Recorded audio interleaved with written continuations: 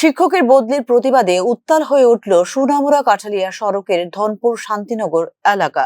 বৃহস্পতিবার সকাল 10টা থেকে সোনামুড়া কাঠালিয়া সড়ক অবরোধ করে তারিণী সুন্দরী উচ্চ বিদ্যালয়ের ছাত্রছাত্রীরা। অবরোধে উভয় দিকে যান চলাচল বন্ধ হয়ে পড়ে আটকে পড়ে বহু যাত্রী সহ বরযাত্রীর গাড়িও। বিদ্যালয়ে প্রথম শ্রেণী থেকে দশম শ্রেণী পর্যন্ত মাত্র 4 জন শিক্ষক রয়েছেন। এত বড় একটি স্কুল চালানো অসম্ভব হয়ে উঠছে।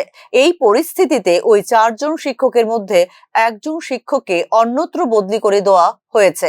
এই পরিস্থিতিতে বিদ্যালয়ের পঠন পাঠনের আরো অবনতি হবে বলে অভিযোগ করেন বিক্ষোভরত ছাত্রছাত্রী এবং অভিভাবকরা। এই ক্ষেত্রে স্কুল ম্যানেজমেন্ট কমিটিকে জানিয়েও কোনো লাভ হয়নি বলে অভিযোগ সংশ্লিষ্টদের। একজন সায়েন্স টিচার আছে, একজন আর্টস টিচার আছে, একজন ম্যাথ টিচার আছে। তো অখন সায়েন্স টিচারদের বদলি করে আমরা আর্টস টিচার দিয়ে কি করব? আমরা তো সায়েন্স টিচার লাগতো না, এমনিতে ইংলিশ টিচার আমরা কিছু করি না, তবু আবার লয়ে যেতেছে সায়েন্স টিচারটারে। তো আমরা সায়েন্স করতাম না, মানতে হবে, আমাদের স্কুলে বন্ধ হয়ে যেত। শিক্ষক আমরা লাগবো, আমরা স্কুলে শিক্ষক না স্কুলে এইভাবে এমনি বিদ্যালয়ে টিচার নেই, আর আমরা আমাদের বিদ্যালয় থেকে টিচার নিয়ে চলে যাচ্ছে। এবার শিক্ষক নেই, শিক্ষক দেওয়া হচ্ছে না, শিক্ষক দেওয়া হচ্ছে অনেক বছর থেকে বলছে, শিক্ষক এখনো দিচ্ছে না। এই জন্য আমরা আমরা দাবি চাই সায়েন্স টিচার নেই। এদিকে শিক্ষক সংকটের কথা সরাসরি স্বীকার করে নিয়েছেন বিদ্যালয় কর্তৃপক্ষ ও এক্ষেত্রে দপ্তরের ঊর্ধ্বতন কর্তৃপক্ষের ভূমিকা নিয়ে প্রশ্ন তোলেন বিদ্যালয় কর্তৃপক্ষ।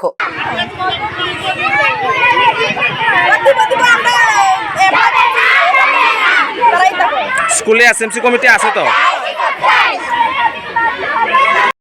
আমাদের স্কুলটা দীর্ঘদিন ধরে টিচারের সমস্যা ভুগছে। বিভিন্ন সাবজেক্টের টিচার এখানে নাই, তারা ডিপ্রাইভ হচ্ছে। হ্যাঁ, তো আমাদের স্কুলে স্টুডেন্ট সংখ্যা প্রায় 100-এর কাছাকাছি, কিন্তু টিচার মাত্র 4 জন। এই 4 জন টিচারের মধ্যে একজন টিচারকে আবার নিয়ে যাচ্ছে, সঞ্জয় সাহাকে নিয়ে দেওয়া 12 ক্লাস স্কুলের ডেপুটেশনে নিয়ে যাচ্ছে। তো এই অবস্থায় আমাদের স্কুল প্রায় অচল অবস্থার মধ্যে চলছে। তো এখন আমরা জানি না টিচার গার্ডিয়ান যে এভাবে আন্দোলন করবে, আমাদের জানা নেই সেটা। তো তারা আজকে আন্দোলনে বসছে এখানে, যে আমাদের স্যারকে এখান থেকে ছাড়া যাবে না, যেহেতু আমাদের টিচার নেই, আমাদের এই টিচার এখান থেকে যাওয়া যাবে না, এই আর কি। পরিস্থিতি বিবেচনা করে পরবর্তী সময়ে ঘটনাস্থলে পৌঁছয় পুলিশ ও স্থানীয় প্রশাসনের প্রতিনিধি দল। এক্ষেত্রে অবিলম্বে প্রয়োজনীয় পদক্ষেপের আশ্বাস দিলে দীর্ঘ কয়েক ঘন্টা পর প্রত্যাহার করা হয় অবরোধ। Bureau report, news now.